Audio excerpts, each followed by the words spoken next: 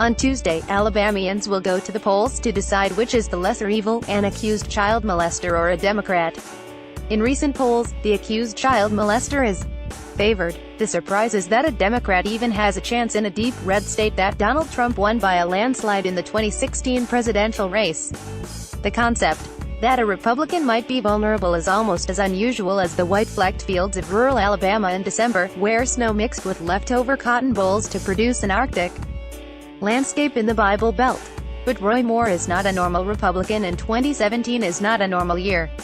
On the 9th of November, The Washington Post published a story that alleged Moore had sexually assaulted one teenage girl and romantically pursued 3 others when he was in his 30s. In the following days, another accuser came forward to say Moore had sexually assaulted her as a teen. Other women claimed Moore pursued them. One even said Moore summoned her from a high school trigonometry class to ask her on a date. National Republicans fled from Moore and urged him to drop out. The only prominent figure to stand by him was former White House strategist Steve Bannon. Moore became a figure of ridicule, mocked by late-night TV hosts and Saturday Night Live. It turned the race into the political version of the standoff in The Good, the Bad and the Ugly, a 3-way fight between Democrats, establishment Republicans and the Trump wing of the Republican Party. Democrats saw an opportunity to pick off a seat and shrink an already slender Republican majority in the Senate, impeding efforts to pass Trump agenda cornerstones like tax reform. Washington Republicans saw an impossible choice between a Farrell firebrand and a Democrat, and thought the scandal might give them a third way. And Bannon and the Trump wing of the party saw a drain-the-swamp candidate who was as adamantly opposed to Republican Senate Leader Mitch McConnell and to Democratic Minority Leader Chuck Schumer. Victory for Doug Jones would shrink the Republican margin in the Senate to a pencil than 5,149 margin. Moore's refusal to drop out and his inability to adequately rebut the allegations against him has framed the race as a referendum on him, with moderate establishment types caught in the middle between their loathing for a man accused of sexual misconduct and their traditional disdain of the Democratic Party. This divide has meant that Democrat Doug Jones has closed the gap with the message that a Moore win would embarrass the state and make it more difficult for Alabama to attract jobs. He has not dwelt on major policy issues or deep ideological chasms. Instead, to residents of a state that was long a national punchline for its history of poverty and segregation, he has promised to simply represent them with honor. As one of Jones's top surrogates, Congresswoman Terry Sewell, has repeated, "We deserve to have a U.S. senator we can be proud of, whose character will be unquestioned, whose integrity and veracity will be unquestioned." That message has resonated with some. Doris Anthony of Montgomery told The Guardian at a Jones event on Saturday that a Moore win would be an embarrassment for her home state. It would mean, we are off our gourds, that we are not able to make political decisions based on facts. But to others, there were still plenty of reasons to vote for Moore. A stack of door pamphlets for Roy Moore at Republican Party HQ. Photograph Jim Watson FPGT images. There is not a shred of credible evidence the allegations initially turned the race into a dead heat or perhaps even a lead for Jones. But their impact has diminished as time passed. Democratic pollster Zach McCrary thought if the election had been held 3 weeks ago, Jones would have won comfortably. Moore strategist Brett Doster told The Guardian the allegations themselves had an impact when they first came out because people were dealing with shock effect. However, Doster said he thought they had receded because they are simply not true and there is not a shred of credible evidence to back them up. Many Republicans have agreed with the Moore strategist about the women who have come forward accusing Senate candidate of sexual assault. In a focus group done by pollster Frank Luntz for Vice News, Moore supporters dismissed the allegations as false. Luntz compared the support for Moore to that for Donald Trump in 2016. "It's a level of intensity unprecedented in American politics," Luntz told The Guardian. "Like Trump voters in 2016, the more you challenge them, the harder they fight back. And like Trump voters, they hate the opponent as much as they like their candidate.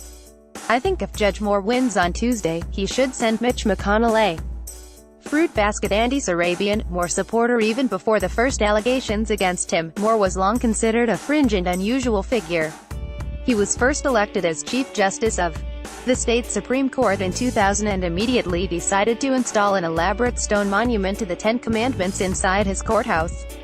Lawsuits ensued. Federal courts ruled that the monument violated the principle of separation of church and state.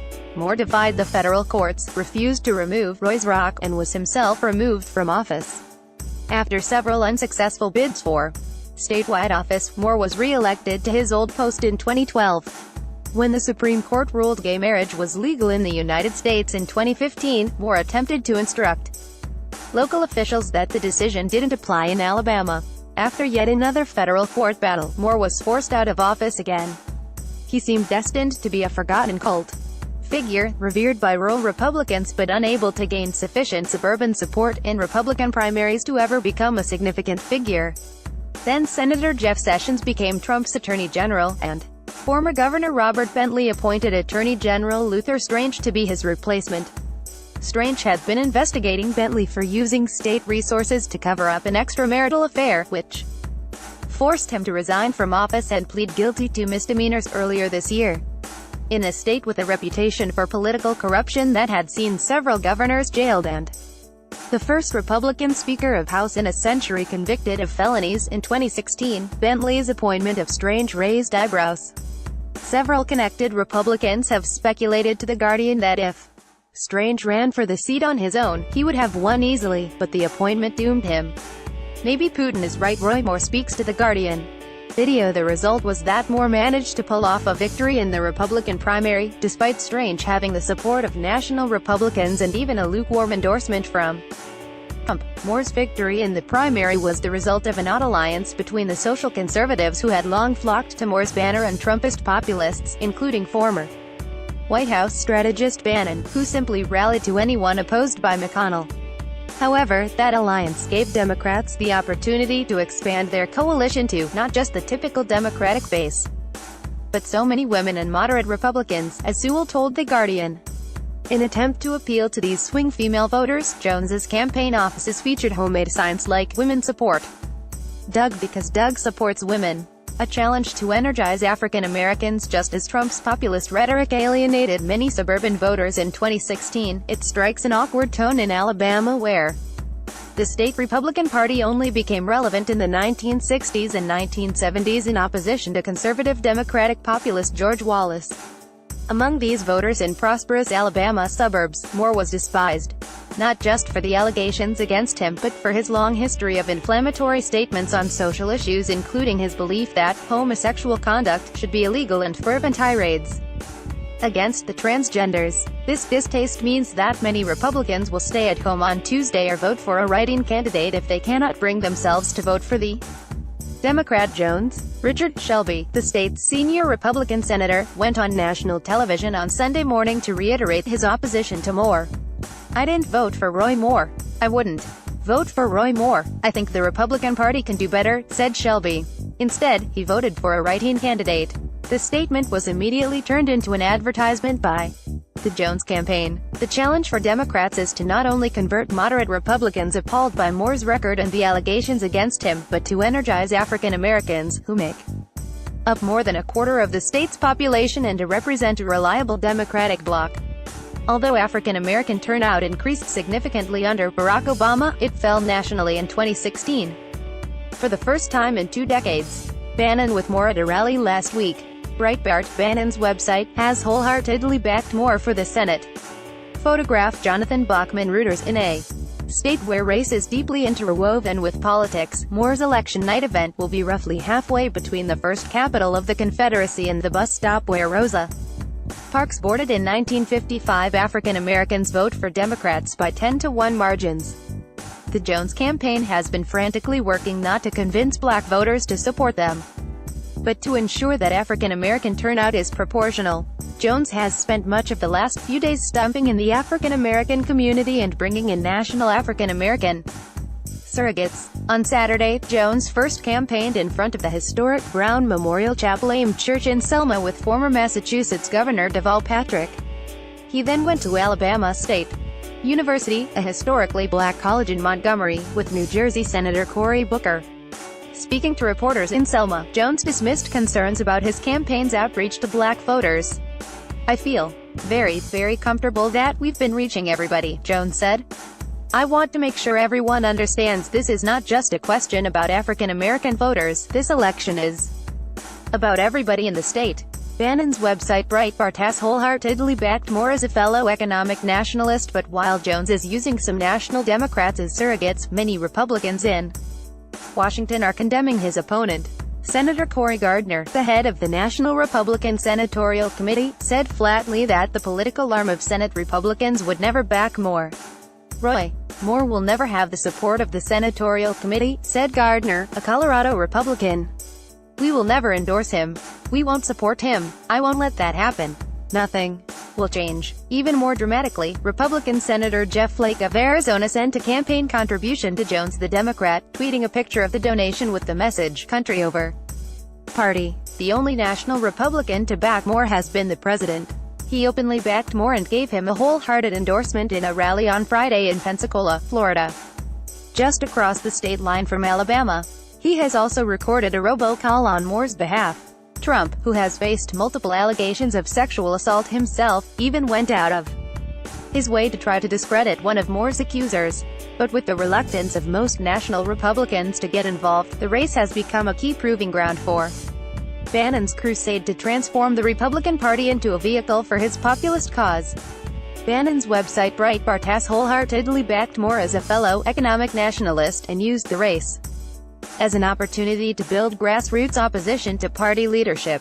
Andy Sarabian, a close Bannon ally who is the senior advisor to the Great America Alliance Super PAC, said McConnell's criticism helped Moore weather the allegations. "I think if Judge Moore wins on Tuesday, he should send Mitch McConnell a fruit basket, because if it wasn't for Mitch McConnell and the Washington establishment trying to force Judge Moore out of the race, there would be a greater chance of him not surviving." Doug Jones with Democratic Senator Cory Booker on Saturday. Jones has tried to sell himself as a bipartisan consensus builder. Photograph Consumerix Shutterstock. Sarabian went on to crow that McConnell was now a hate figure, on par with George Soros, in the eyes of Republican primary voters. In contrast, Jones has had to strike a delicate balance. In a state that Trump won overwhelmingly in 2016, Jones needs to appeal to more moderate Republicans to have a chance. Dramatic consequences at a campaign office in Huntsville, where volunteers made calls in a packed office space on Thursday afternoon. The script to persuade undecided voters described Jones as a bipartisan consensus builder who will ensure the good people of Alabama are represented with dignity. That messaging was reflected on the campaign trail, where Jones has campaigned on his ability to work with Shelby to deliver federal money to the state. The consequences, though, are far more significant nationally than whether pet projects in Alabama receive federal funding. A win by Moore would represent a massive victory for the Bannon wing of the party, which is aiming to dramatically shift the Republican Party, and will launch primary challenges against several incumbent senators and find anti-McConnell candidates to win the Republican nomination in seats held by Democrats for next year's midterms. McConnell and his allies would paint a Jones win as the extremes of the party once again undermining its electoral fortunes, and would use it to bolster the case for establishment Republicans in 2018. For Democrats, if Jones wins, it would shrink the Republican margin in the Senate to a pencil than 5,149 margin, and would mean only 2 Republican dissenters would be enough to stop Trump's tax bill and any other White House goals on Capitol Hill. If Jones loses, it simply means that they can go into 2018 elections painting the Republicans as the party of alleged child molesters in 2018. Democrats would prefer the former, but after an upside-down race in a deep red state, they would settle for the latter.